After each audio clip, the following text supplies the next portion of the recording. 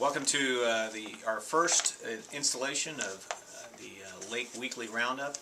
We're hoping to give out kind of an idea on what happened in the news this last week at the lake, as well as some things that are coming up in the news on our website and in our newspapers. So first up, we're going to talk to Deanna Wheeler, a reporter here at the Lake Sun. Deanna, I understand that there's some news on the beaches, Yes. I should say. Yes, both Lake of the Ozarks State Park beaches are closed. When I was there over at Great Lakes Beach, and there was 22 geese that I counted and a whole lot of droppings. So it's definitely understandable why the beaches are closed, especially with all this rain. So the E. coli ratings were high, and thus, because of the droppings, we have the closings. Yes, the beaches are unsafe because of the high E. coli droppings. Now, what else did you find while you were there at the beaches?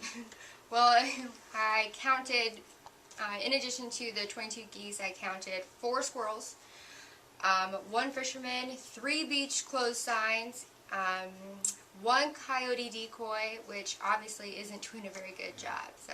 Well, it's good that at least the decoy's still there, because I think we had some reports that it may or may not have been stolen. Yeah. Yes, we have heard that some of them might have been stolen, but this decoy was in the exact same spot that it was in a couple weeks ago. So I think that probably also a reason why the geese aren't too frightened of the decoy. Yeah, I think they made friends with them. So we also had some news, I think, or you're working on a report about roads and our new roads and how they're impacting some of the tourist traffic. Yeah, it's pretty much a wrap of 5, I guess it would be worrisome intersection around the entire Lake of the Ozarks area. So from Lake Ozark all the way into Camdenton, where Route 5 intersects with Highway 54, and you have the on and off ramps that kind of intersect with the on and off ramps. It gets a little scary. Yeah. So it's just our wrap up of those 5 intersections that tourists need to be on the lookout for. We're heading over to Rance Berger, who, as well as being a reporter for us here at Lake Media, is also one of the voices of the football Lakers at 92.7.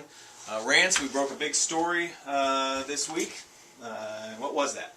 Very excited to break this. The Camdenton Lakers name Jeff Shore the new head coach of the football team, replacing his father Bob Shore, who'd been there for 36 years, retired as the winningest active football coach in the state of Missouri. So it will be big shoes to fill, but Jeff Shore will be the man to follow in his father's footsteps. A little bit ominous. You have to follow your father as well as have your name on the stadium. So he's got some shoes, as you say, to fill, and a great season last time. They did better than expected.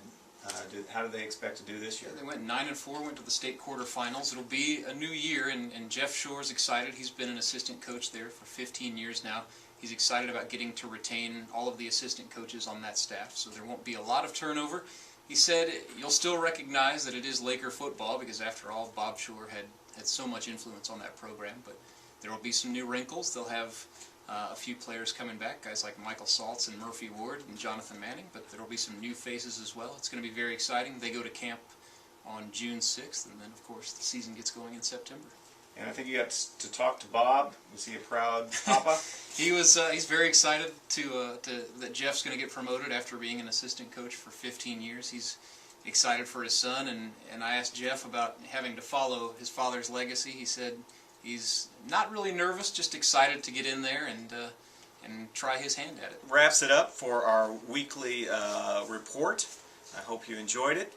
And if you're at the lake this weekend, I hope you have a safe time, and I hope you have a great time. Thanks.